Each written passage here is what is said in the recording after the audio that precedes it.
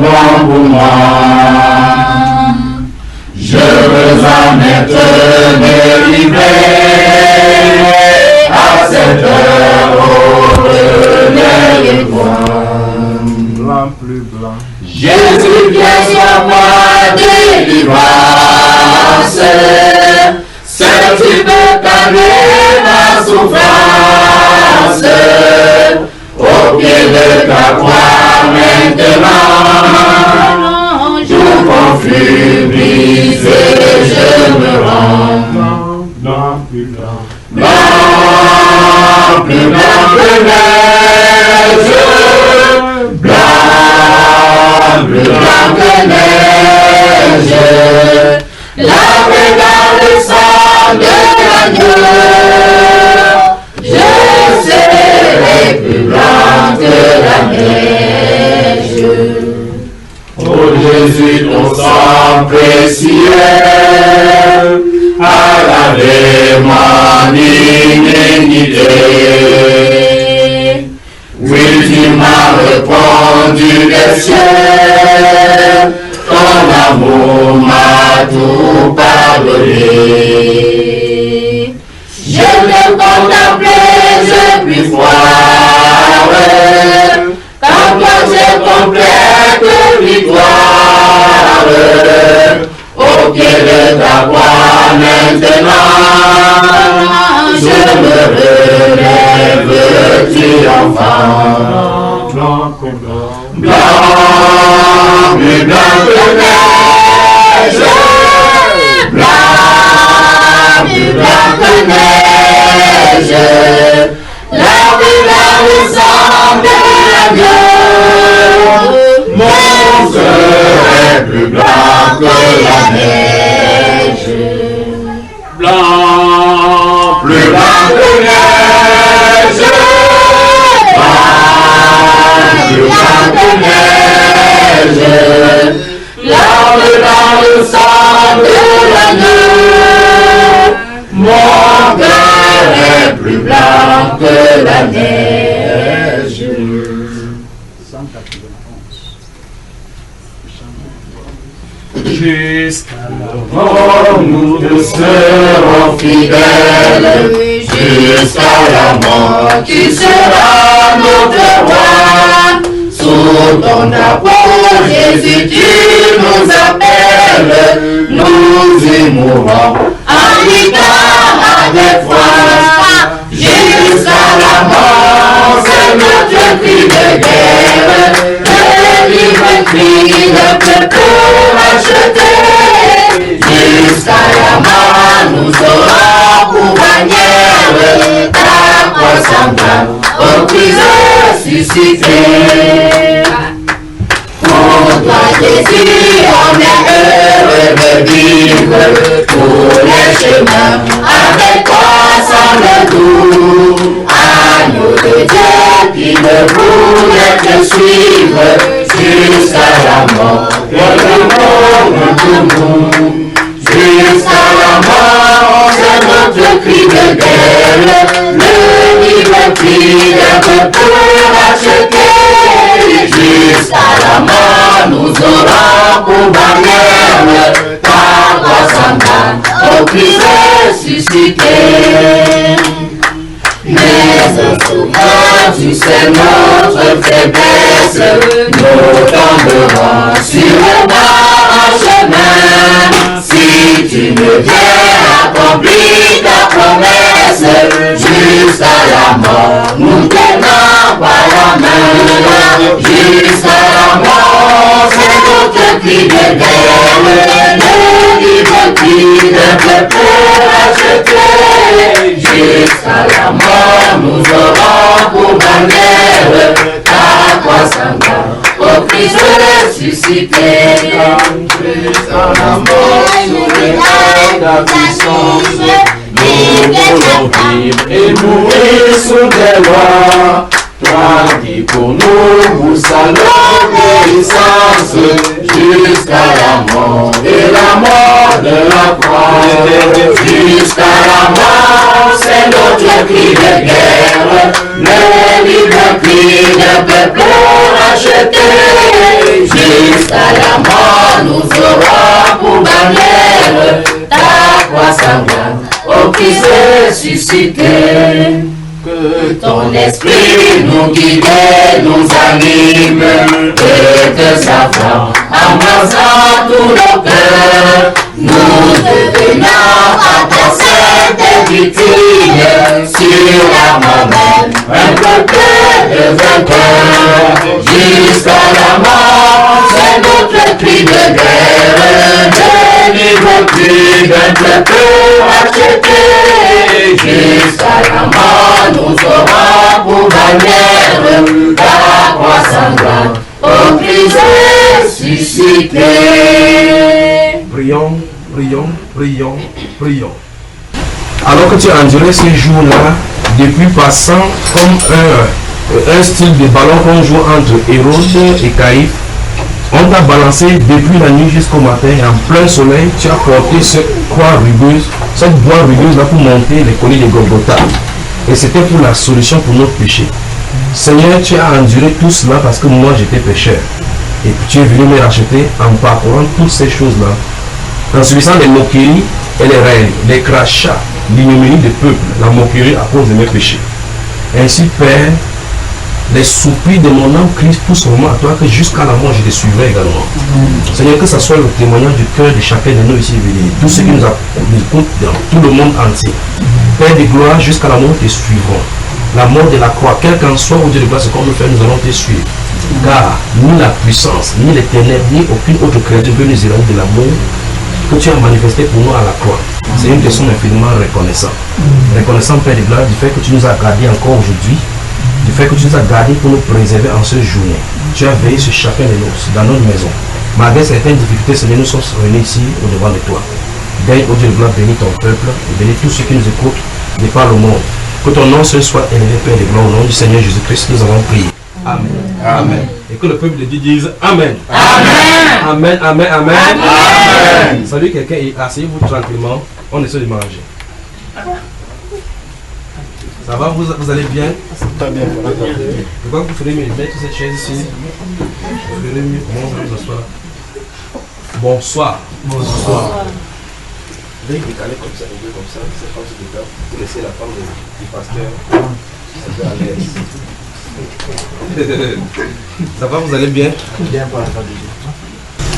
En attendant de voir ce que le Seigneur va nous permettre qu'on voit aujourd'hui, je vais vous dire ce que, en priant pour vous, j'ai vu.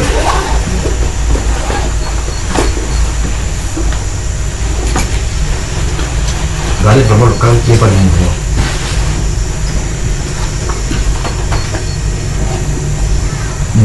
J'ai prié pour vous. Vous savez, quand il dit vous, il parle de l'église, pas pour vous ici, parce que vous cherchez l'argent, personne ne prie pour moi. Il dit j'ai prié pour vous, pas de l'église. J'ai vu une femme qui a une situation et donc ça veut dire que c'est la solution que Dieu a de lui donner. Cette femme-ci. J'ai vu une femme, je vous le dis avant que ça n'arrive parce que je vais les rencontrer. J'ai vu une femme qui a un enfant. Cet enfant c'est un enfant garçon. Et donc, ce que j'ai remarqué sur le garçon, c'est que cet enfant c'est un style de maladie. Parce que j'ai regardé le corps de l'enfant, tout le corps de l'enfant était mince. Et sa tête allait de volume en volume. Ça veut dire que sa tête prenait du volume chaque jour. Au point c'était anormal. Donc sa tête pouvait être comme ce monsieur comme ça 4 fois. Donc, et la tête ne faisait que augmenter du volume. J'ai vu cet enfant là. Et ce que j'ai remarqué, c'est que le papa de cet enfant, c'est avec sa femme, on avait abandonné cela entre la main de la maman. Donc je sais exactement ce qui s'est passé avant, parce que je suis allé dans le passé voir où le programme a commencé. Et j'ai vu donc, il y a une femme qui a cette situation aussi entre les mains. L'enfant, sa tête ne fait que augmenter. Ils ont fait le diagnostic. Ce que j'ai regardé sur la radio, on a dit c'est le cancer. Il y a un tumeur dans son cerveau. Oui, c'est vrai qu'il y a des tumeurs dans son cerveau, mais cette tumeur, ce n'est pas naturel. C'est ce que j'ai vu tout à l'heure quand j'étais allé prier. Donc, cette femme-ci, si elle se montre, l'enfant aura la guérison. Sinon, la tête va s'exploser. Et ça arrive au niveau où chacun, on regarde l'enfant, on dit que c'est un enfant sorcier. C'est l'enfant qui sort de l'eau, aller en manger de l'eau, abandonner l'enfant là-bas, alors que l'enfant n'a rien à voir. Ça vient du côté de la maman, le problème.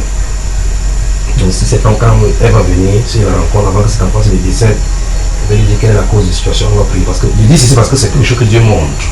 Et il y a un problème. Et il y a une situation. Ça veut dire que Dieu, je suis en prière, la vision se passe devant moi. qu'est-ce que cette personne sait avoir. Et puis maintenant j'ai vu 3 femmes, non ça c'est pas là. J'ai vu 3 femmes qui pissent au lit. Il ne parle pas des enfants, ça c'est les femmes qui pissent au lit. Donc ça c'est les esprits. C'est-à-dire qu'une femme elle se tient comme vous êtes venu assis, elle fait un peu en voyant qu'elle a pissé. Elle dort un peu, elle pisse, elles sont 3. Mais c'est un esprit qui a de les manipuler comme ça. Donc, ainsi, je peux te dire, va te coucher, monsieur. Elle dit non, même si c'est 23, c'est pour garder chez moi. Elle sait ce qui a laissé passer. On sait que c'est pas quelque chose que tu peux te mettre n'importe où pour parler. Il faut que le Saint-Esprit vienne dire, madame, tu urines au lit. Vous voyez? Vous pensez que c'est quelque chose comme diagnostic. Vous prenez n'importe quel remède, vous ne pouvez pas vous en sortir. C'est un esprit qui est derrière nous. Il faut parler à cet esprit, c'est de quitter cette femme pour qu'elle soit à l'aise. Même si elle avait son mari, ce qui par conséquent, il y a des gens qui sont venus pour épouser une parmi elles qui sont partis parce qu'elle a pissé sur mon lit. Chacun sort, quand il sort comme ça, c'est terminé. Parce que tu as marié une femme qui pisse au lit, vous allez aller chez les amis comment? Vous allez à l'hôtel, quand on vous voit, on vous marque, on dit que dans cet hôtel, il y a cette personne qui passe dans votre hôtel, il pisse au lit. Soit c'est l'homme et la femme qui pissent au lit. Vous voyez quel repos vous aurez, n'est-ce pas? D'une femme d'avoir, c'est des choses aussi. C'est quelque chose de terrible. D'autres, c'est la règle, ça le sang coule, ça sans s'arrêter. Ça coule sans s'arrêter constamment vers la couche. Donc, mais le cas le plus pathétique, c'est le cas de cette enfant, ce que j'ai regardé. Parce que c'est difficile pour la maman d'en supporter. Elle n'en supporte plus. Mais elle ne sait pas que le problème est de son côté. Voilà, un enfant qui est innocent, comme elle peut perdre comme ça. Et on va porter l'enfant, les mettre en bordure de mer, ou bien un de ces jours, mettre sur la route. La voiture colle l'enfant. Et vous serez coupable devant Dieu. Et chaque fois dans le songe, vous allez voir cet enfant-ci. Jusqu'à ce que vous allez en enfer à cause de lui. Mais c'est un enfant qui n'a rien à voir avec les situations de la terre. À cause d'une faute de la maman dans le passé, l'enfant s'est malade. Bonsoir. Bonsoir. Donc, y a-t-il des questions? Frère. Oui. Frère, ma question se trouve dans Matthieu 13. Matthieu chapitre 13. Et Matthieu 8.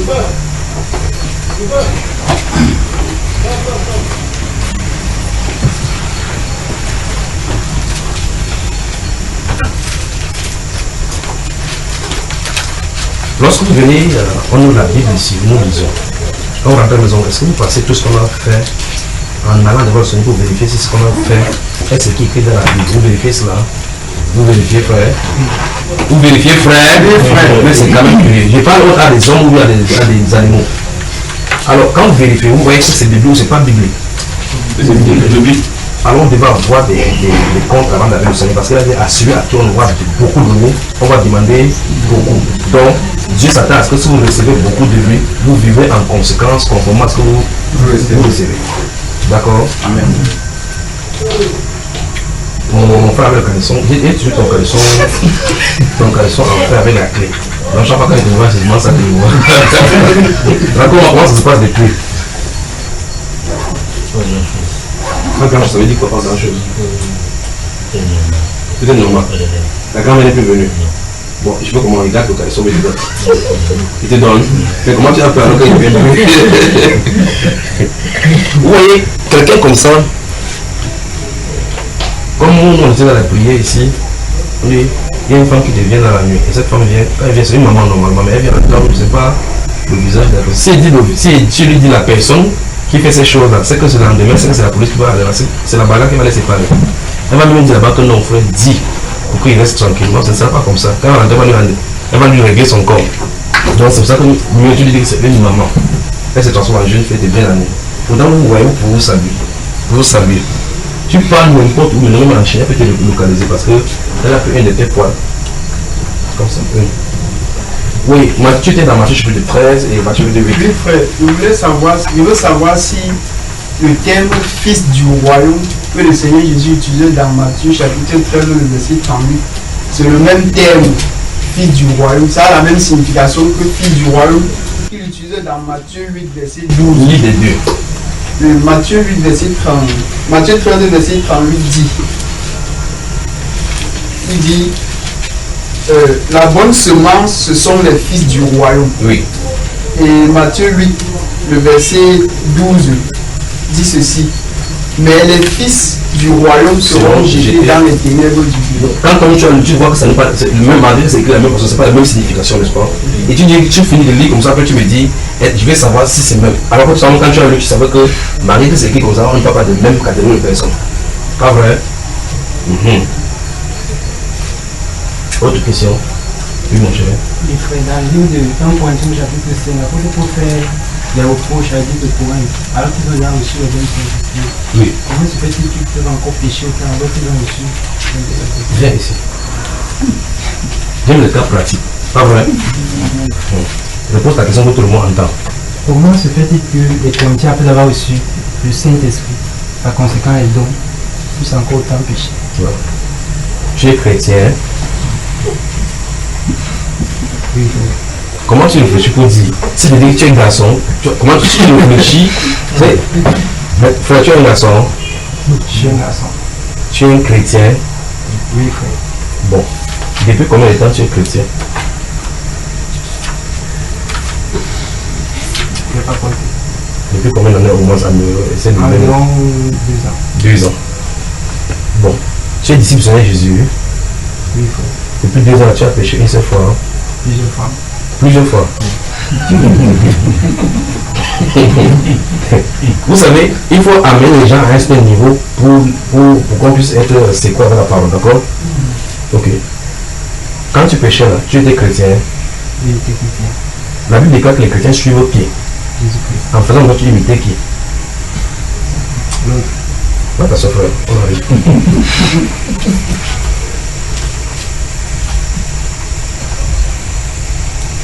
Ouvrez Galates chapitre 6.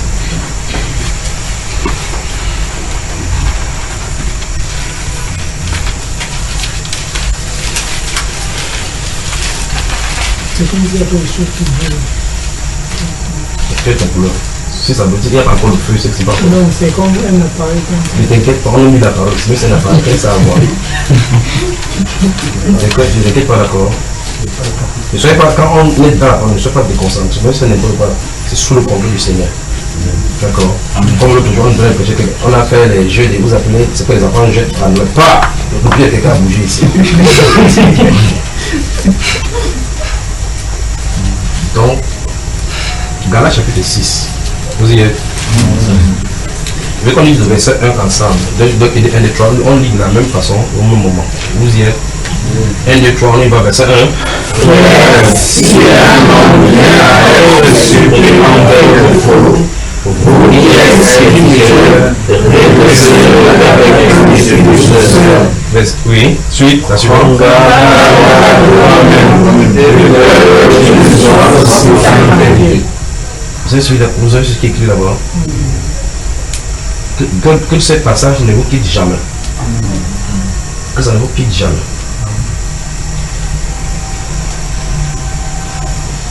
Ouvrez le livre de 1 Jean.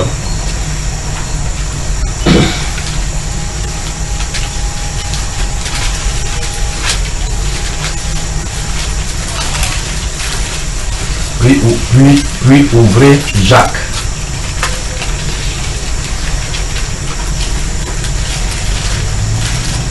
Le livre de Jacques. Le chapitre 5 de Jacques. Allons au chapitre 5. Dans le dernier chapitre. Vous y êtes tout le monde? Je vais répondre à ces questions. C'est la question qu'il a posée au sujet des Corinthiens. Dans 1 Corinthiens chapitre 5 qu'il va répondre. Lisez les 3 derniers versets du chapitre 5 de Jacques. Allons-y, toi. 18 à 20. Verset 18 à 20. Puis il a de nouveau prié, et le ciel a donné de la pluie, et la terre a produit son fruit.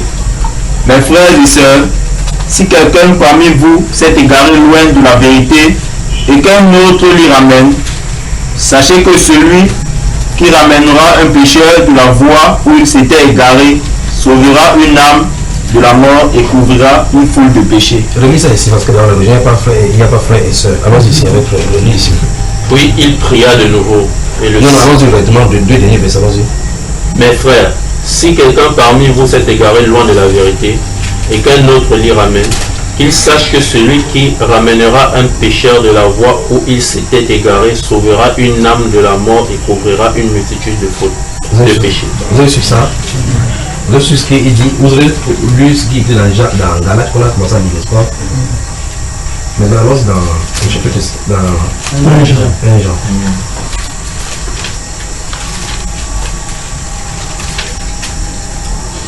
Ouvrez le chapitre 2. Bon, vous avez lu dans votre Bible, si quelqu'un voit son frère commettre un péché qui est le même point à la mort, vous avez lu ça? Amen. On dit qu'il passe quoi? Il prie pour ce frère-là. Et Dieu lui donnera la vie à ce frère. ok. Lisons les versets 1 et 2. Maintenant, non, gardons cela à l'esprit. Regardez ça devant vous maintenant. D'accord? Nous sommes 1 Jean au chapitre 2. Vous avez ça devant vous?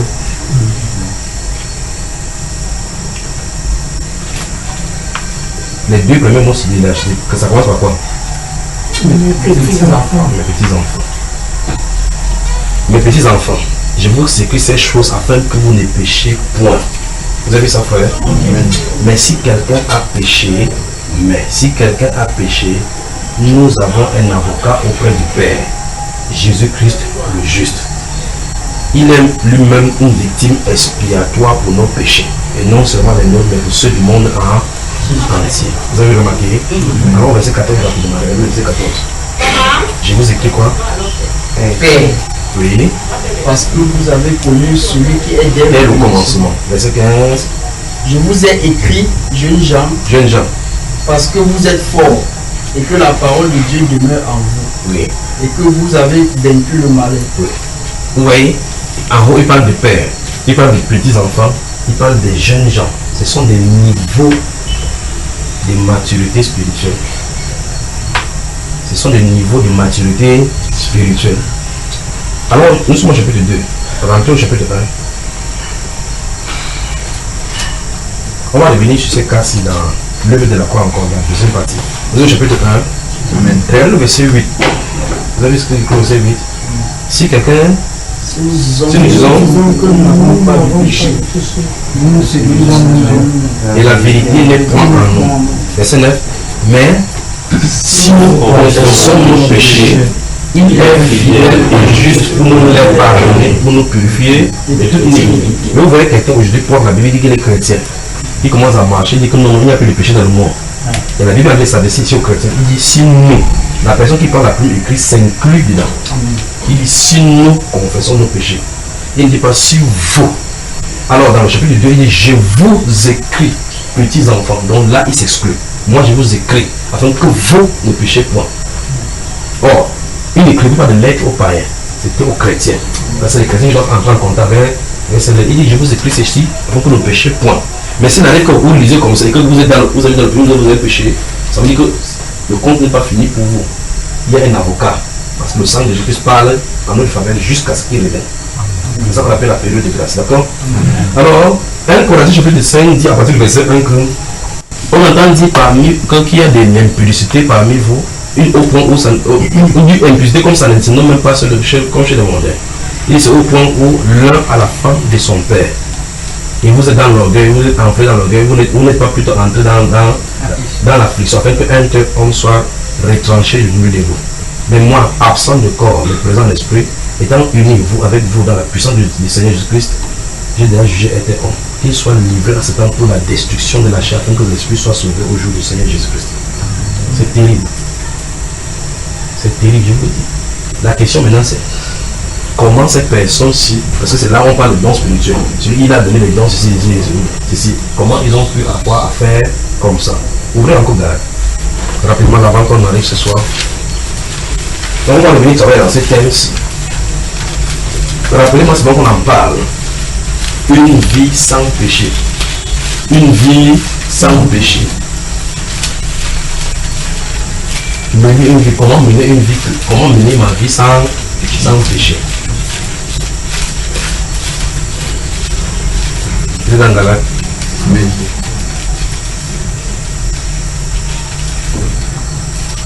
Chapitre 3.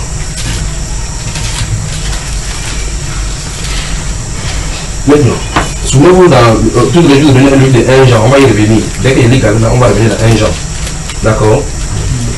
Chapitre 3, il dit aux Galates, dépourvu de sens. Qui vous a fasciné? Qui vous a fasciné. D'autres personnes disent qui vous a ensorcelé. C'était ce quoi? C'est écrit ensorcelé. Donc, la sorcellerie, on les a envoûtés. Il dit aux Galates, dépourvu de sens. Qui vous a ensorcelé? Et je veux que vous remarquez ce que l'apôtre a dit là. L'apôtre a dit que vous êtes dans Galates. Il dit Galates chapitre 3. Chapitre 3. À partir du verset 1. Ô Galates, dépourvu de sens, qui vous a fasciné? Vous aux yeux de qui Christ a-t-il été peint comme quoi? Crucifié. Il dit clairement, il ne parle pas à tout le Galates, c'est une zone comme étant par exemple le littoral. Il parle de ça, il s'adresse comme ça aux gens du littoral. Il dit qui vous a ensorcelé? Parce qu'il avait prêché, il est parti, quelqu'un est venu prêcher une autre chose là-bas, il commença à suivre cette chose-là. Il dit vous, aux yeux de qui Christ a-t-il été peint comme crucifié? C'est pas vous dire qu'il a venu montrer une peinture de Christ qui était crucifié, non. Il a prêché, il dit, après avoir commencé, il a dit là-bas que celui qui produit des miracles au milieu de vous, le fait-il par la prédication de la foi ou bien par les œuvres de la loi? Vous voyez cela? Donc, ça veut dire quand il prêche là-bas, Dieu se manifeste au milieu des Galates. Maintenant, quelque chose s'est passé, c'est là où il va commencer à expliquer le problème de la loi en milieu chrétien. Quelque chose s'est passé, certaines personnes sont venues dire aux Galates que maintenant quand vous avez reçu Christ, comme vous n'étiez pas des Juifs, il faut que vous fassiez circoncis, vous observez les lois de Moïse, ainsi de suite. C'est là l'apôtre Paul commence à parler, que ce n'est pas de Dieu. Il dit, quel que soit celui que vous faites cette influence ne vient pas de celui qui vous a appelé. Vous voyez que les gens marchent pour aller prêcher Dieu sans que Dieu ne les influence par le Saint-Esprit. Donc il partait dire, vous devez respecter la loi de Moïse, sans être poussé par le Saint-Esprit. Parce que le Saint-Esprit pousse les gens à les connecter à Jésus-Christ maintenant.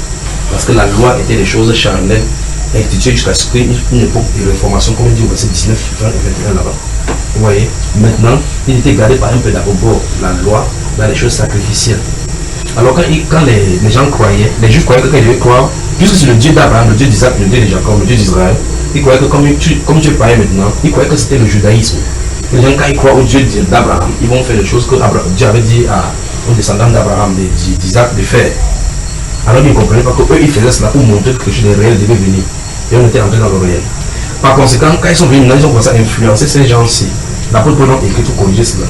Il dit qu'en réalité, on prêche parmi vous la foi, Dieu accomplit le miracle sans que vous n'ayez observé cela. Donc ça veut dire que ce n'est pas la loi là qui amène le miracle, c'est la prédication de la foi. Vous ne véritez pas comme ça, on prêche, Dieu opère les miracles. Pas vrai? Ok, maintenant. Regardez maintenant, on revient toujours dans ces galères-là. Allons au chapitre 4. Vous êtes au chapitre 4 maintenant. Regardez le verset 16 d'abord. Qu'est-ce qu'il dit? Suis-je quoi? Suis-je devenu votre ennemi en vous disant la vérité?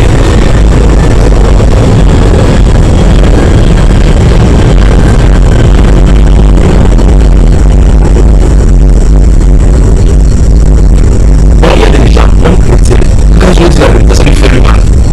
Quand tu vois l'autre côté ça, parce que tu lui as dit la vérité, la vérité, je vous dis la vérité, est-ce que je suis devenu votre ennemi? Verset 19, il dit, les enfants, je vous encore les douleurs de l'enfantement jusqu'à ce qu'ils soient formés en vous. Il vient de nous donner la révélation concernant ceux à qui il parle. Donc ça veut dire que ceux-ci n'avaient pas encore Christ formé en eux. Mais pourtant ils avaient cru. C'est ça le vrai problème. Je vais vous expliquer quelque chose pour vous comprendre. Vous savez, lorsque vous prenez la terre, vous savez, nous sommes en février, en janvier là, en mars, quand il y aura les premières pluies, avant les premières pluies, les gens vont se précipiter vers les champs. Ils vont tirer le sol, tirer le sol. Tirer, c'est quoi? On laboure. Ça veut dire qu'on remue la terre pour préparer la terre à recevoir la semence lorsque les pluies vont venir arroser. D'accord? Ok, maintenant.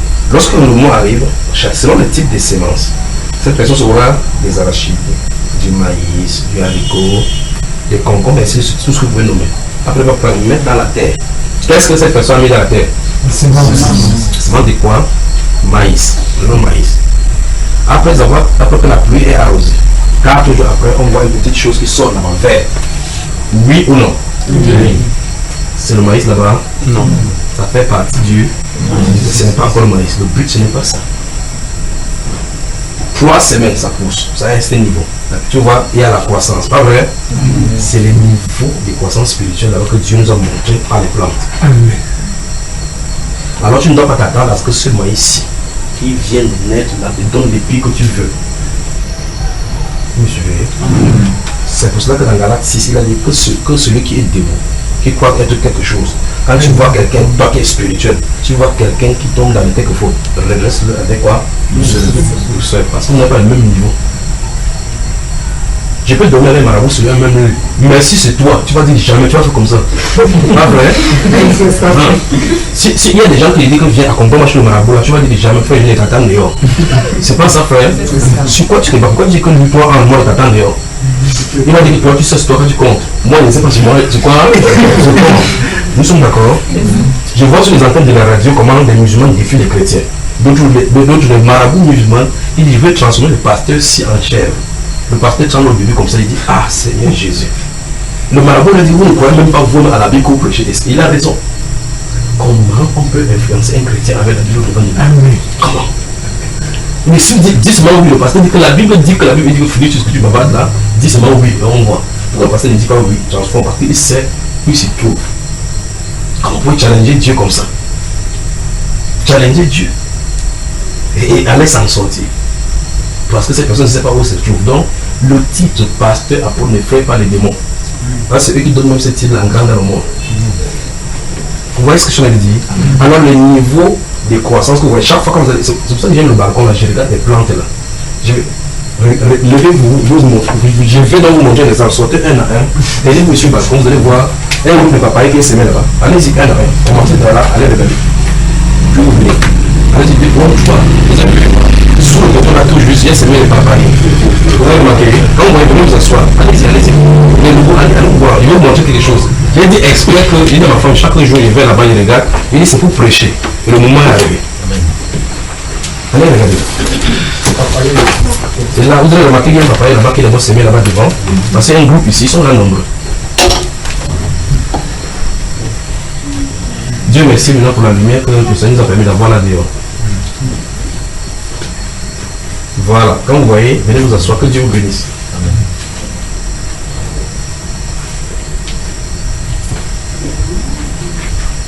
Vous avez vu comment les papayes sont nombreux là? Je vais laisser ça croître jusqu'à maturité. Mais si vous êtes en jour, quand vous allez descendre pour rentrer tout à l'heure, allez, je crois que beaucoup d'entre vous êtes déjà venus là-bas qui veulent en train d'observer. J'observe, c'est les sources où je regarde l'inspiration. Quand je regarde la nature, je peux mieux prêcher. Parce qu'il comprend ce qui est là-bas. Maintenant, regardez, quand vous voyez ces papayers là, ils sont au moins là-bas, au moins 20. J'ai laissé ça croître. À un moment donné, d'autres sortent, il y a des tiges longues, ça commence à sortir des fausses semences. D'autres, sur le 20 là, il y a 2 là qui vont produire le papaye. Mais vous les voyez toutes, les feuilles sont là. Ça veut dire que quand c'est à bas niveau, on ne sait pas qui est qui. Quand ça produit à un niveau donné où ça commence à produire le papaye, on commence à voir la fausse semence. Pourtant, tout ce qui s'est passé là-bas, j'ai pris dans un seul papaye. C'est-à-dire quand on a fendu la papaye, j'ai ramassé la semence qui est à l'intérieur, c'est là où j'ai versé. Dans le même ventre de quelqu'un, sont 2 styles d'enfants.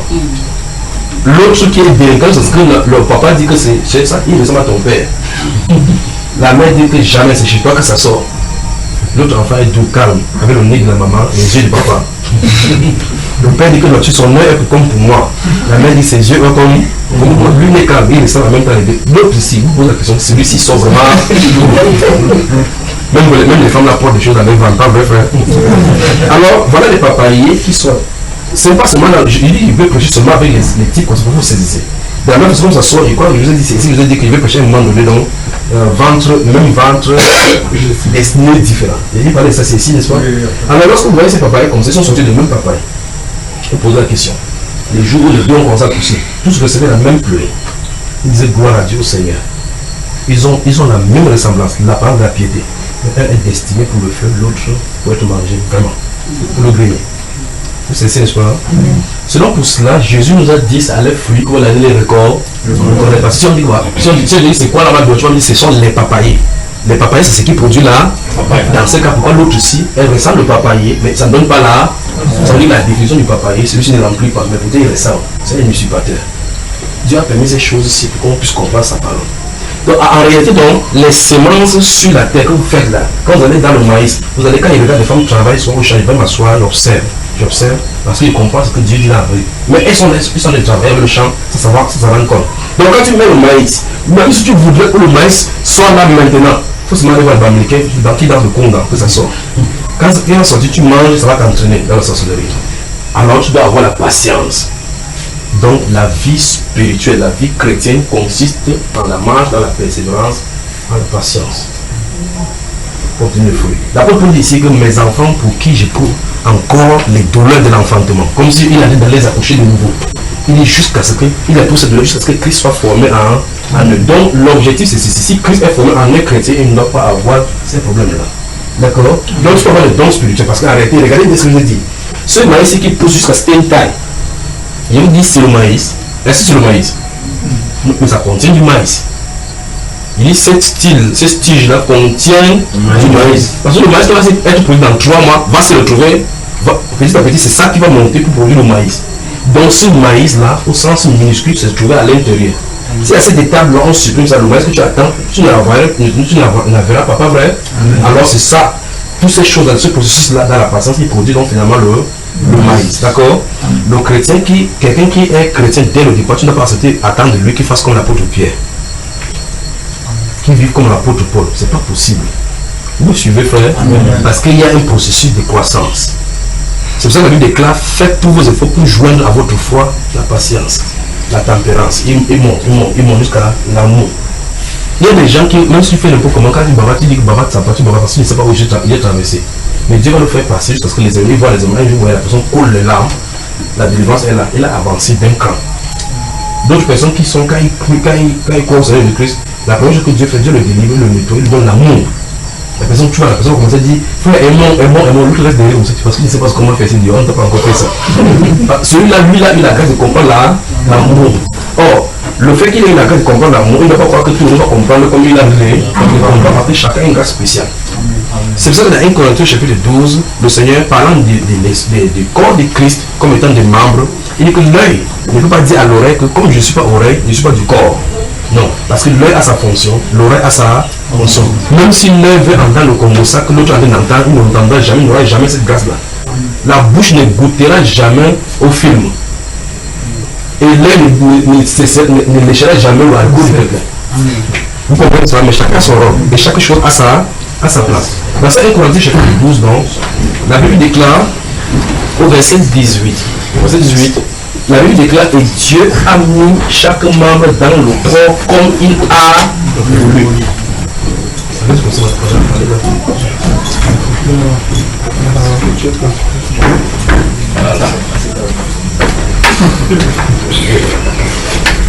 Que Dieu vous bénisse.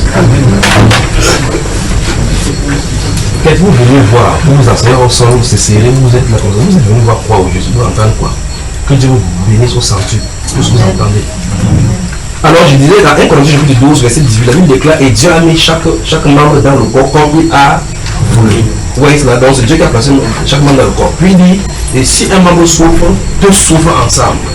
Remarquez bien, c'est dans 1 Corinthiens chapitre 12. Puis il dit quelque chose là que dans le corps se trouvent des membres qui sont faibles. Dieu l'a disposé faible pour que les uns aient soin les uns les autres. Parce que si tous étaient forts, il n'y a pas besoin de toi.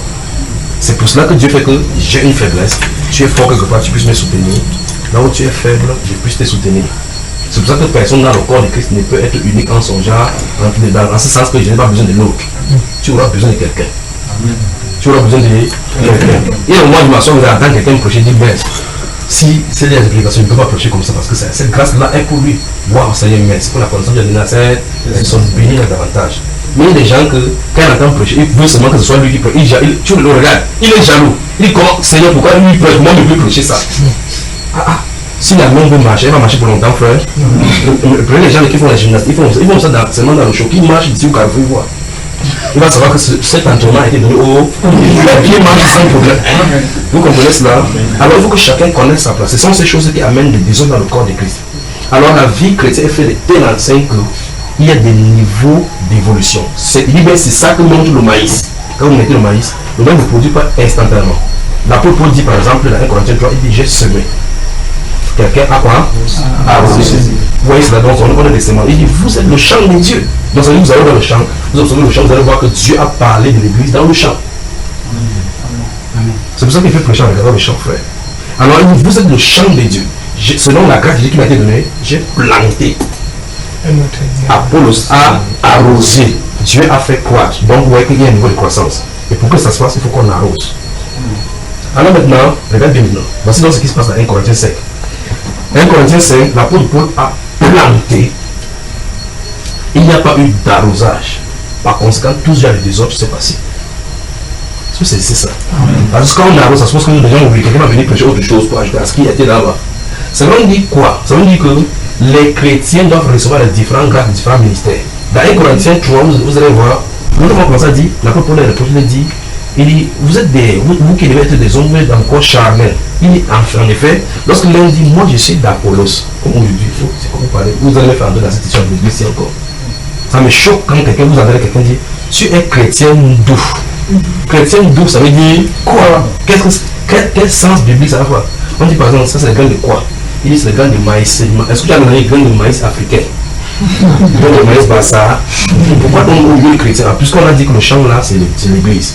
Comment tu manges la papa, tu ne manges pas papa, vous dites c'est le papa et le bamiliki. C'est le papa est catholique. Papa c'est papa. Tu prends papa, tu manges. Mais qu'est-ce que c'est des chrétiens maintenant? C'est que ça représente. Tu toi tu es chrétien doux. Chrétien doux ça veut dire quoi? Chrétien doux ça veut dire quoi? Chrétien doux ça veut dire quoi? C'est ça n'est-ce pas? Alors l'apôtre Paul dit lorsque quelqu'un dit que moi je suis des Paul, moi je suis des Barnabas et moi de Céphas, il dit vraiment, vous n'êtes pas des hommes comme ça, vous êtes encore charnel. Parce qu'il ne comprenait pas que le corps est un. Quand l'apôtre vient prêcher, il part. Si Pierre vient prêcher, c'est selon la grâce que Dieu lui a donnée, c'est pour eux. Donc quelque chose, Dieu va prendre quelque chose de Pierre pour les donner, prendre quelque chose de Paul pour les donner. C'est pour leur croissance spirituelle. Alors d'autres ont dit que non. Moi ici, moi catholique, Paul, parce que tu prêches là, moi ici, moi catholique. Chez nous, les catholiques, on verse l'eau sur la tête, c'est ton pour eux là-bas. Dis à ton voisin, les catholiques n'ont pas la même Bible. Les catholiques, c'est une seule même Bible. Et Dieu n'a pas deux Bibles sur la terre. Le commandement de Dieu, c'est pour tout le monde. Catholique, protestant, musulman, et tout le monde. Chacun doit être jugé par là. Vous avez suivi ça. Et par conséquent, l'histoire quand on dit que tu es à partir de quelle église, ça n'a pas de sens. Si tu continues à dire comme ça, quand tu poses cette question, même sur les entends, tu entends un pasteur dire ça. Votre congrégation, c'est où? Quelle est votre congrégation? Quelle vôtre? Il dit non, les gars ne disent pas église, il dit que non, congrégation. Ils sont donc congrégation, la même chose, il dit assemblée, après il dit vous, tu déranges. Alors que c'est lui qui a les déranger. Vous voyez? Parce qu'on ne comprend pas la parole. On a tellement été infesté au point où on ne sait pas quel est le vrai, quel est le faux. Les chrétiens sont de tels enseignes que j'ai besoin de toi, tu as besoin de moi. Quand nous partageons la parole. Quand on a dit que tu es catholique, ça veut dire que on va commencer à parler du dogme catholique. Et si tu es catholique, je suis protestant, il y a un blocage. Parce que quand tu vas vouloir prier, dans ta tête, c'est que n'aborde pas Marie. Pas vrai? Quand l'autre m'a dit que moi je suis pentecôtiste, tu entends c'est qu'il y a des dieux, on prêche là. Il y a un Dieu qui fait rara, l'autre qui dit que je vous salue Marie, pleine de grâce. Vous avez ça dans la Bible? Comment vous avez un chrétien catholique dans la Bible? Chrétien pentecôtiste dans la Bible? Chrétien protestant dans la Bible? Ils protestent trop juste. Alors dans ces cas, vous devez admettre, vous et moi, que nous avons un problème. On a abandonné Dieu depuis, on avait fait pour nous. Pas vrai? Donc c'est le non-affermissement qui a amené ces choses-ci. De telle sorte que quand on prêche, vous devez vivre dans l'affermissement. C'est pour ça que l'apôtre Paul va dire dans l'une des 2 Pierre au chapitre 3, il dit que voici bien la deuxième lettre que je vous ai écrite dans l'une et dans l'autre, je ne cesse pas des avertissements à vous avertir afin que vous ne déchoiez pas de votre grâce. Oui, c'est ça. Il dit parce qu'il sait qu'il va quitter cette entité comme le Seigneur lui a montré. Mais il sait qu'après son départ, il veut qu'après son départ, qu'on n'oublie pas ces choses-là. Bien que vous les sachiez, déjà, il faut qu'il lui donne toujours des avertissements. Il dit donc que désormais ce que vous allez faire maintenant, dans ce 1 Pierre chapitre 3, il dit à partir du verset 17, le dernier verset, les 5 derniers versets, il dit ce que je veux que vous, c'est que appliquez-vous à affermir votre vocation. Le chrétien doit faire cela. C'est-à-dire que tu parles dans la vie pour savoir rectifier les tirs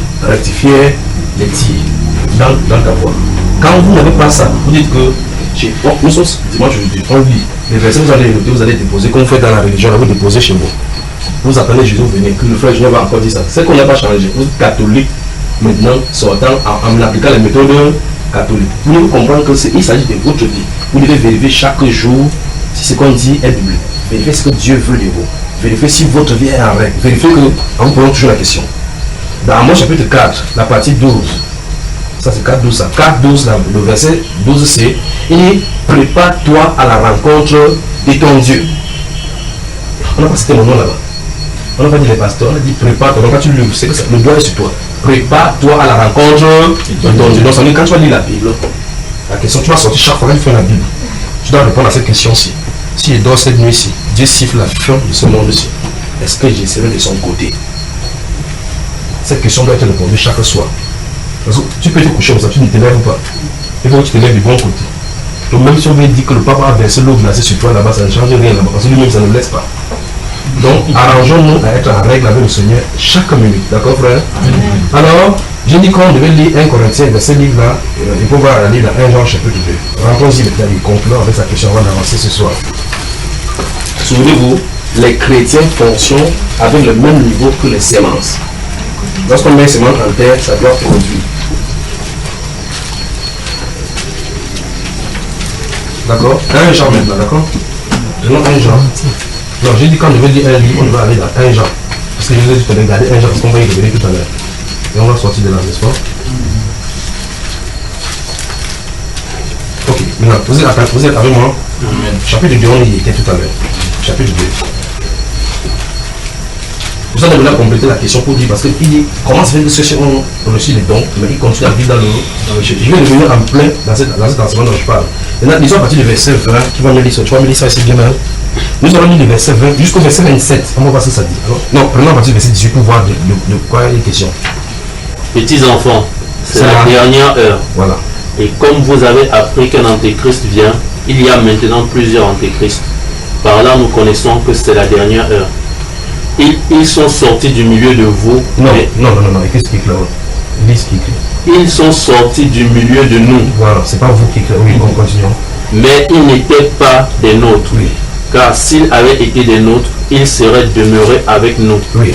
Mais cela est arrivé afin qu'il soit manifesté que tous ne sont pas des nôtres. Oui. Pour vous, vous avez reçu l'onction de la part de celui qui est saint. Stop. Ici, il a décrit, et on voit clairement que les gens qu'il a adressés, petits enfants, il vient de dire là clairement qu'ils ont reçu l'onction. Et il a de les mettre en garde face à un certain groupe de personnes qui sont sorties du milieu chrétien, mais qui vont commencer à enseigner certaines choses maintenant pour séduire les gens. Vous voyez cela? Or, ça, si on avait écrit ça aux Galates et aux Corinthiens, il ne serait pas tombé là-dedans. Il devait avoir des recommandations. Après, il nous expliquer une autre volonté du Seigneur derrière ces péchés-là. Derrière ce que tu viens de poser comme question, d'accord?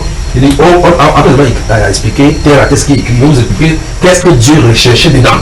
Ça, c'est une autre branche des choses que c'est une grâce pour comprendre cela. Alors, après, il va écrire que, mes petits enfants, c'est la dernière heure. Et comme vous avez appris qu'un antichrist va maintenant, il y a plusieurs antichrists dans le monde. Par là, nous reconnaissons que c'est la dernière heure. Ils sont sortis du milieu de nous.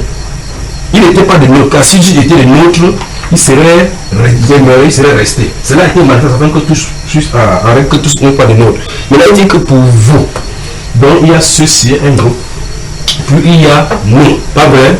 Il dit pour vous, l'onction que vous avez reçue de la part de celui qui est saint demeure en vous. Puis il dit, et vous avez tous de la connaissance. La connaissance. Vous voyez cela? Ça veut dire qu'ici, ceux-ci ont grandi la connaissance, donc on ne peut plus les détourner. Avançons. Je vous ai écrit, non que vous ne connaissiez pas la vérité, oui, mais parce que vous la connaissez, oui, et parce qu'aucun mensonge ne vient de la vérité. Donc, ceux-ci, on ne peut plus me les tromper. Tu peux venir dire quelque chose alors que le Saint-Esprit leur a enseigné telle chose. Les chrétiens aujourd'hui, tu vois quelqu'un qui il vient t'asseoir devant toi et il respecte. Et c'est quoi? Un pasteur m'a traité. Qu'est-ce qui s'est passé? J'étais catholique. On a voulu me dire que c'est catholique, pas bien. Je suis allé à protestant. Après, j'étais chez les témoins le jour. Ouais, la personne cherche quoi au juste? Cherche quoi au juste? Un temps, il est fâché, il s'embrouille. Il dit non, on embrouille les gens ici. Pas catholique, soit il dit ceci. Caco Philippe, soit il dit ceci. Il dit je suis fatigué. Quand tu es fatigué comme ça, tu es sur le bon endroit. Déchaîne-toi sur le Seigneur Jésus. Vous voyez? Il dit que ici, vous avez reçu, non pas que vous ne connaissez pas la vérité, mais vous connaissez la vérité. Parce qu'aucun mensonge ne vient de la vérité. Mais le pasteur prêche aujourd'hui dit que non, il n'y a personne qui peut vivre sans mentir. Chacun a au moins un petit mensonge. Et la Bible lui dit, qu'aucun mensonge ne vient de là. Donc si tu es de la vérité, le Seigneur ne peut pas inspirer le mensonge. Parce que c'est pas son attribut à lui. Continuons ici, continuons. Qui est menteur, sinon celui qui nie que Jésus est le Christ. Oui. Celui-là est l'antéchrist qui nie le Père et le Fils. Oui. Quiconque nie le Fils n'a pas non plus le Père. Quiconque confesse le Fils a aussi le Père. Que ce que vous avez entendu dès le commencement demeure en vous. Oui. Si ce que vous avez entendu dès le commencement demeure en vous, vous demeurez aussi dans le Fils et dans le Père. Vous avez entendu, frère? Donc si vous voulez, quand vous écoutez la Bible, vous voulez avoir d'écouter quelque chose, sortez la Bible, vous allez voir ce que vous allez chercher ici dehors. Les antéchrists sont dehors pleins. Jésus avait donné les avertissements. Au dernier temps, il y aura des faux prophètes. Ils seront au milieu de vous. C'est ce Paul en a parlé. Voilà encore cela. Il dit que la solution ici, c'est demeurer ce que vous avez entendu dès le commencement. Vous avez reçu comme vérité. Demeurez et ne bougez pas. Continuons. Et la promesse qu'il nous a faite, c'est la vie éternelle. Oui. Je vous ai écrit ces choses au sujet de ceux qui vous égarent. Stop. Vous avez vu? Ici, ça s'adresse à qui? À ceux qui l'ont appelé petits enfants qui ont reçu l'onction. Il dit qu'il y a des gens qui viennent pour les égarer. Égarer, c'est-à-dire qu'il les fait quitter la voie de la vérité. Même si on les fait quitter la voie de la vérité, n'importe comment, tout autant ils vont revenir. Parce que Christ a dit clairement qu'on peut les arracher de les mains. Or, lorsqu'on t'amène dans la voie du mensonge, c'est pour que tu quittes la voie de la vérité, pour marcher comme Satan veut. Tout ou tard, ça va revenir comme dans un livre de 1 Corinthiens.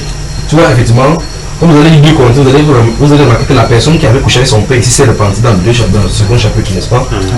Dans 2 Corinthiens. Finissons ici. Et pour vous, l'onction que vous avez reçue de lui demeure en vous. Et vous n'avez pas besoin qu'on vous enseigne. Tu entends ça là? Continue. Mais comme son onction vous enseigne toutes choses, et qu'elle est véritable et qu'elle n'est point un mensonge, demeurez en lui selon les enseignements qu'elle vous a donnés. Ah oui. Si l'église peut seulement suivre le conseil, il n'y a pas de deux façons, c'est comme ça. Alors, lorsque l'onction est là, en jeune âge, ça n'empêche pas qu'on vienne t'égarer. Que Satan tente de t'égarer, parce qu'en fait, ce sont les fils qui vont essayer d'égarer. Satan ne peut pas essayer d'égarer les satanistes, ils sont déjà égarés. D'accord? Il veut seulement que les gens, les enfants, les fils de Dieu viennent l'adorer. Maintenant, ça c'est la Bible. Tel qu'on vous a écrit maintenant. Je veux qu'on monte dans la pensée de Dieu pour que vous voyez plus. Vous savez, quand vous êtes en étage, vous pouvez voir une maison un peu plus loin. Quand vous êtes en bas, vous pouvez voir quelque chose de la même. Plus vous montez en haut, plus vous pouvez voir à l'horizon. Je veux qu'on monte à l'horizon pour voir ce que Dieu lui voit.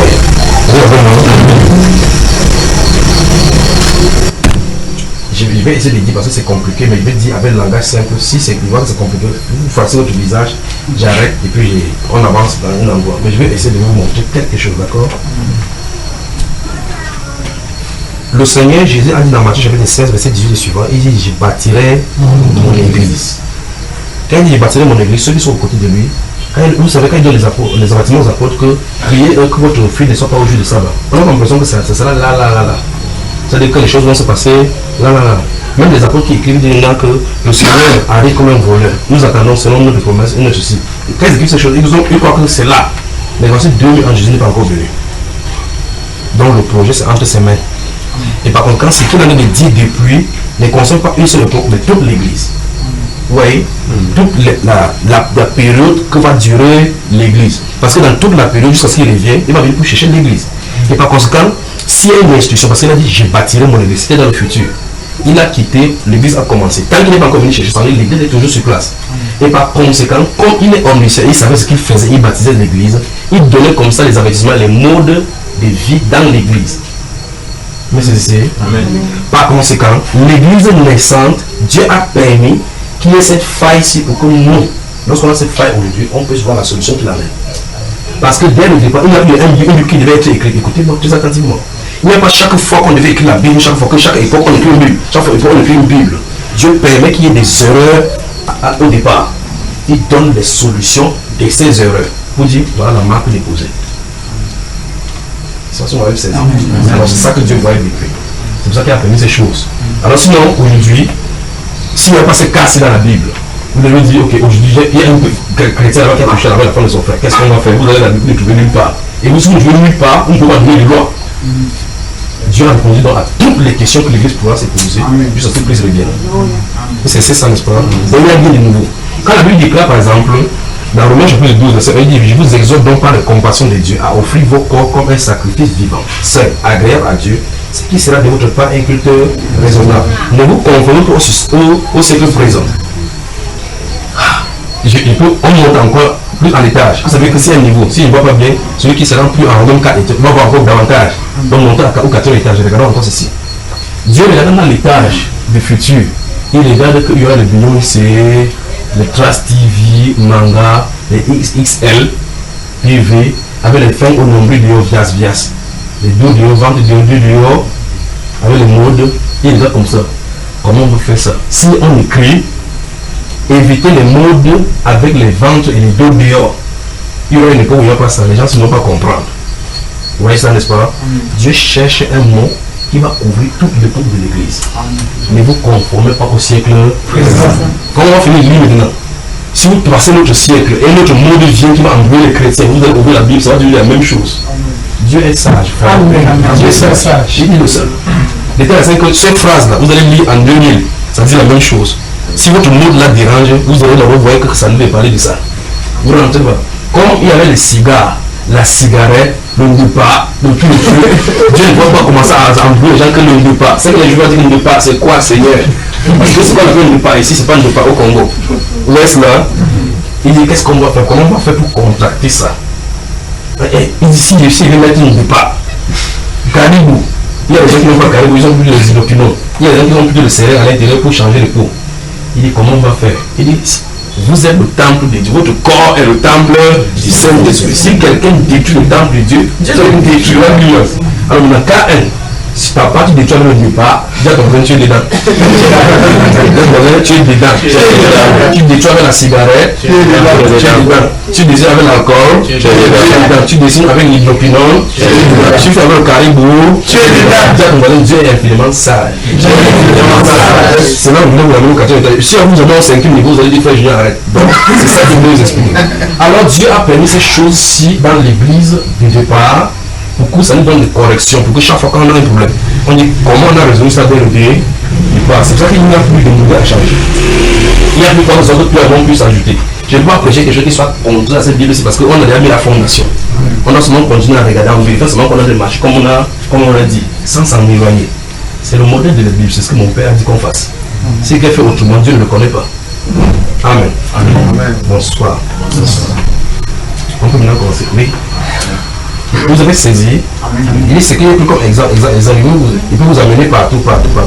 Quelqu'un m'avait dit un dernier. On monte au 7e étage. On monte au 7e étage. Regardez bien. Regardez. Un jour, Dieu dit comment il va faire pour que les gens comprennent ces choses. Il dit, je vais donner la révélation de ce qu'il t'a dit dans Matthieu chapitre 16. Alors il dit, Jean, on tape, Jean, il part à lui de prendre, il veut se trouver là-bas, il dit, prends ta plume, écris cette lettre et envoie aux 7 églises qui sont en Asie. À l'Éphèse, Smyrne, Philadelphie, et autres. La dernière c'est quoi? Laodicée. On va s'intéresser à Laodicée. Donc Jésus explique à l'église que vous avez 7 dispensations. En écrivant à 7 églises, il vient dire que vous avez 7 dispensations. Vous, églises sur la terre, vous avez 7 dispensations. Par cette lettre-là. Il n'était pas obligé de le faire, mais il va nous expliquer. Il dit nous sommes au 7e niveau là maintenant. Vous savez comment on monte au 7e niveau, certaines personnes peuvent avoir le vertige. Donc si tu as le vertige, arrête le mur. D'accord frère, je vais expliquer comment. Donc si vos yeux tournent à regarder en bas, il n'y a pas de problème, vous allez quand même suivre. Alors, il dit l'église a 7 dispensations sur la terre. Donc, Éphèse c'est premier. Smyrne, Philadelphie, Thyatire, ainsi de suite. Mais à l'intention de voir la dernière. Il regarde la dernière église, avant le moment quand il va venir. Ouvrons Apocalypse chapitre 3, moment il y a. Vous êtes content, frère? Que Dieu vous bénisse. Si vous voulez, quand vous ouvrez la Bible, vous avez le verset, arrêtez seulement quelqu'un à côté de vous, que frère, nous, 7e niveau, allons-y maintenant. Regardez, le verset 14, nous avons le verset 14, d'accord? Allons-y ici. Écrit à l'ange de l'église de Laodicée. Donc, on écrit comme ça, l'ange de l'église de Laodicée. Allons-y. Voici ce que dit l'Amen, le témoin fidèle et véritable. Stop. Oui, comment il dit voici ce que dit l'Amen? L'Amen, ça veut dire que la décision finale, le point final. Donc, ça veut dire qu'après ça, il n'y a plus d'ordre à l'église. Avançons. Le commencement de la création de Dieu. Oui. Je connais tes œuvres. Oui. Je sais que tu n'es ni froid ni bouillant. Oui. Puisque tu es trop froid ou bouillant. Oui. Ainsi, parce que tu es tiède et que tu n'es ni froid ni bouillant, je te vomirai de ma bouche. Tu vas regarder ça. Parce que tu dis, je suis riche, Oui. je me suis enrichi, Oui. et je n'ai besoin de rien. Oui. Et parce que tu ne sais pas que tu... Stop. Non, non, souligner, tu ne sais pas la haute de Dieu, je vous explique quelque chose. Souligner, tu ne sais pas. C'était...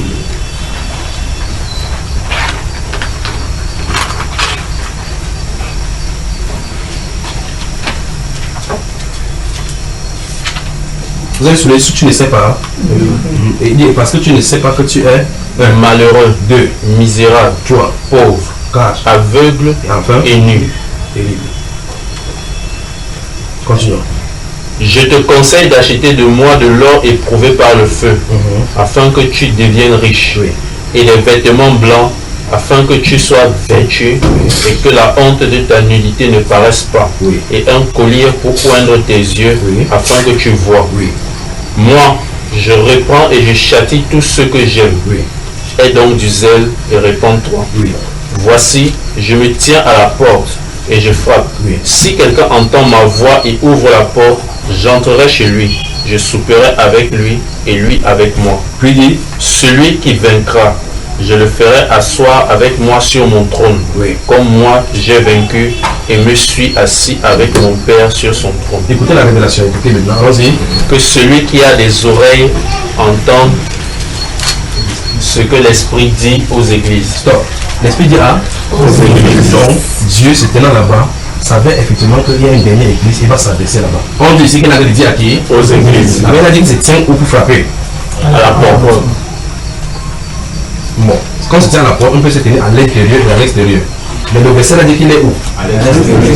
Dieu vient de nous dire qu'à notre époque, il sera hors de l'église. C'est ce qui est écrit par exemple. Que Jésus-Christ n'est pas dans l'église. Et il désire faire son entrée.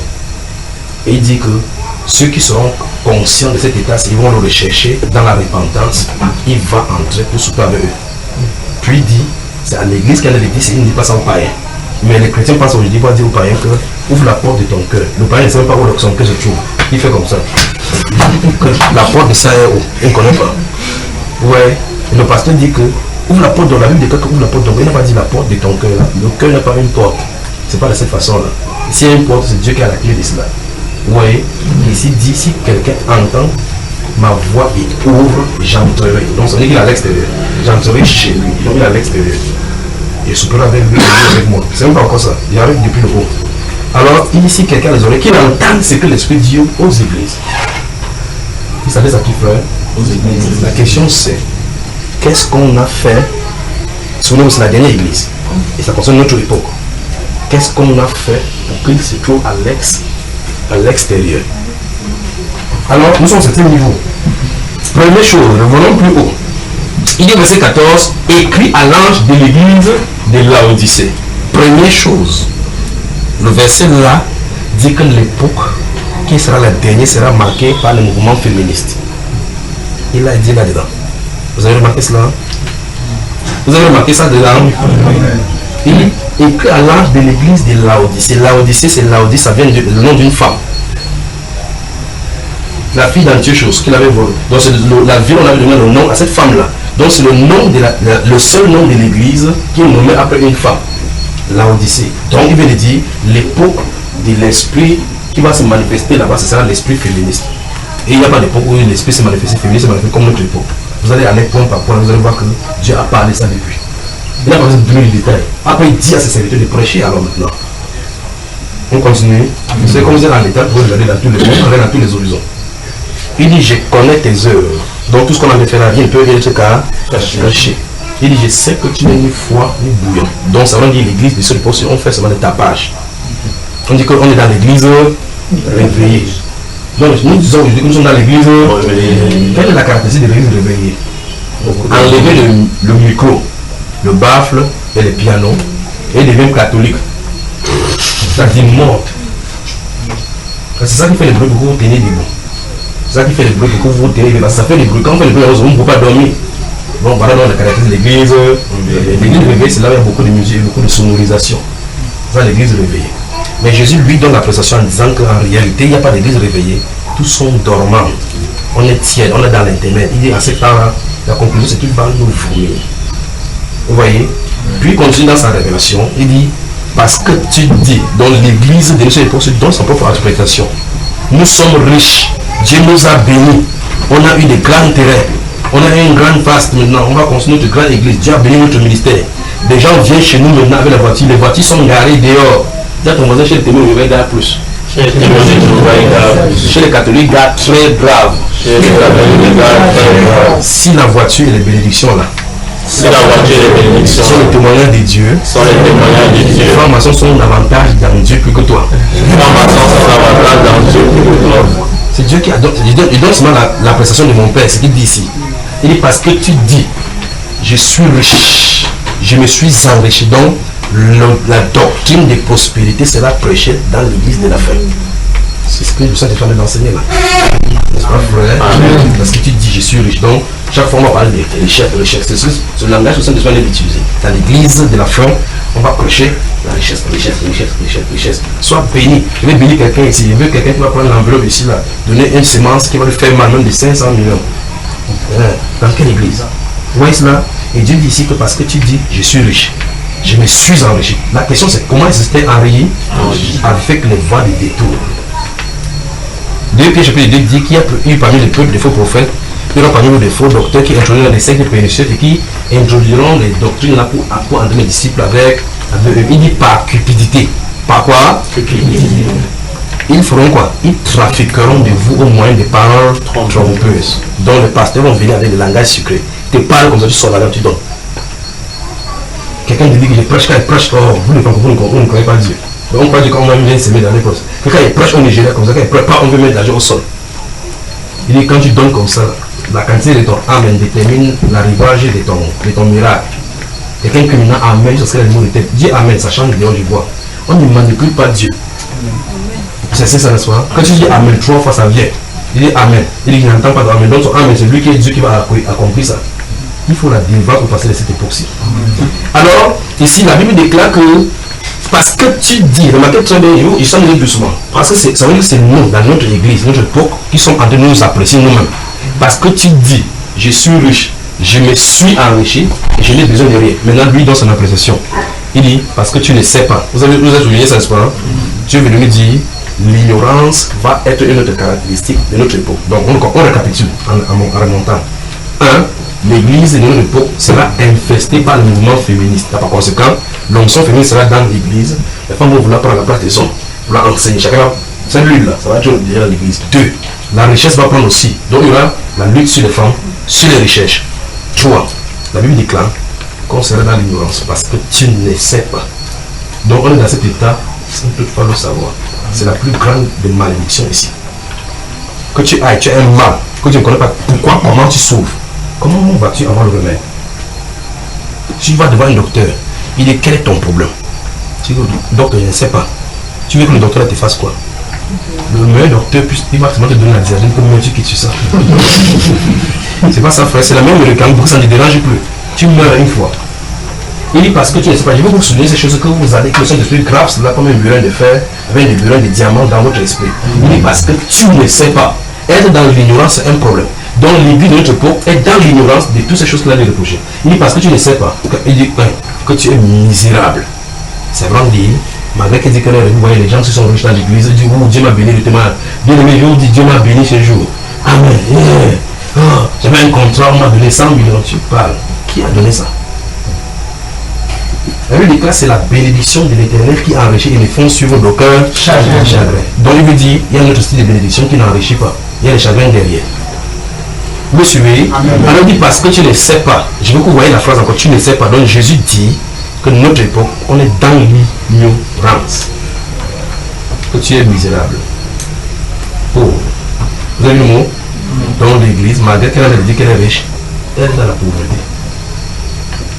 Donc, ce qu'elle appelle par richesse, Dieu appelle ça folie. Le témoin qu'elle donne de la voiture, Dieu appelle ça accident. Parce que tu ne sais pas que tu es misérable, pauvre, aveugle. Donc l'église ne voit pas. Pourtant, il prêche que, oh, nous avons de grands témoignages. Je ne vais pas les tomber. Et nu. Nu. voyez qui portent les vestes, le col blanc, faites ces choses avec le protocole. On voit comment ils ont on est la chambre, on est le pupitre, c'est bleu, blanc, rouge, avec les lumières. Jésus dit qu'ils sont nus. Il faut qu'on réfléchisse pas 3 fois avant de servir Dieu à notre époque-ci. Vous devez voir à la manière de Dieu. Alors la question c'est, vous devez vous poser la question, qu'est-ce que Dieu reproche à notre église au juste? Là, il donne la solution. Je te conseille d'acheter des mois de l'or éprouvé par le feu. C'est ça, frère? Amen. Un collier pour un de tes yeux afin que tu voies. Et des vêtements blancs afin que la honte de l'éternité ne paraisse. Vous voyez cela, n'est-ce pas, frère? Amen. Puis il dit, je reprends et je châtie tous ceux que j'aime. Aie donc du zèle et répands-toi. C'est pas facile, si vous savez écrit ça dans la Bible. Ça ne sera pas facile de quelqu'un qui a conçu un empire où il y a 1000 personnes qui sont dans leur assemblée et qui vit dans l'iniquité et qui comprend qu'il est dans le faux, malgré tout ce qu'il fait, malgré tout ce qu'il voit. Pour qu'il se répande, met les genoux par terre et casse tout cela. Je dis qu'il faut du zèle ici. Vous vous souvenez de l'enseignement qu'on a fait ici, connais-tu ton pasteur? Vous vous souvenez, n'est-ce pas? Le pasteur qui a vu l'autre, elle allait prendre le Mami Wata. Là, on va voir les membres, 11 000 membres. Les 11 000 membres étaient chrétiens. Si tu demandes à ces 11 membres, tu es chrétien, il va dire quoi? Oui. Jésus ne connaît pas au ciel, parce qu'il a été amené par envoûtement. Le Saint-Esprit doit amener les gens dans le royaume. Ce n'est pas par là, le pouvoir de Mami Wata. Chantez les cantiques comme vous voulez, lisez la Bible, prêchez plusieurs les sermons. Si le Saint-Esprit ne vous a pas marqué, vous appartenez au Satan. Alors il dit, aie donc du zèle et répands-toi. Voici, je me tiens à la porte, je frappe si quelqu'un entend ma voix. Et ouvre. Ouvrir le cœur, ça veut dire quoi? Ça veut dire que donner le boulevard par la repentance. La seule chose qui fait entrer Dieu là, au milieu du peuple, c'est la repentance. On se détourne de nos mauvaises œuvres et le laisser entrer. Mais curieusement, vous allez voir le pasteur, je vous dis non, Dieu n'a pas besoin de repentance. C'est une autre sonne de cloche ici. Le message qui est destiné pour notre époque, c'est le message de la repentance. Il n'y a pas deux. Tout va tourner autour de repentance. C'est pour ça qu'on va tourner autour de repentance, il faut que c'est sanctifié, créer une séparation avec le monde. Pour qu'on comprenne effectivement la différence entre le peuple saint et le peuple de Dieu. Amen. Ouais, c'est n'est-ce pas, frère? Alors on est dans la prospérité, doctrine de prospérité. Mais il faut prêcher équilibré. Il ne faut pas seulement prêcher contre le péché, Il faut aussi dire que le chrétien doit être béni. Le chrétien n'a pas besoin d'être béni parce qu'il est déjà béni. Éphésiens chapitre 1, verset 3 dit, béni soit Dieu, le Père de notre Seigneur Jésus-Christ, qui nous a bénis de toutes sortes de bénédictions spirituelles dans le vie spirituel, en Christ, dans le céleste, en Christ. Il dit, béni soit Dieu, le Père de notre Seigneur Jésus-Christ, qui nous a bénis, pas qu'il va nous bénir. Le problème là, c'est qu'on a stigmatisé la bénédiction parce que quand tu regardes le monde, tu dis, on a béni à combien de gens sur la terre, accompagne les biens. Ce n'est pas comme ça, parce qu'on nous a présenté le style de bénédiction que le monde appelle bénédiction. Il est pour nous. Je vous pose la question, qu'est-ce qui prime, le spirituel ou le matériel? Le spirituel. Si vous avez le don des prophéties qui parle, la pluie tombe, le président ne doit pas vous chercher. Mais non, si tu dis que tu vas faire le business pour avoir l'argent, tu vas dépenser force au Victor. Donc ça veut dire que tu dis à ton voisin, cherche la bonne richesse. Cherche la bonne richesse. Voilà. Que Dieu vous bénisse. Amen. Amen.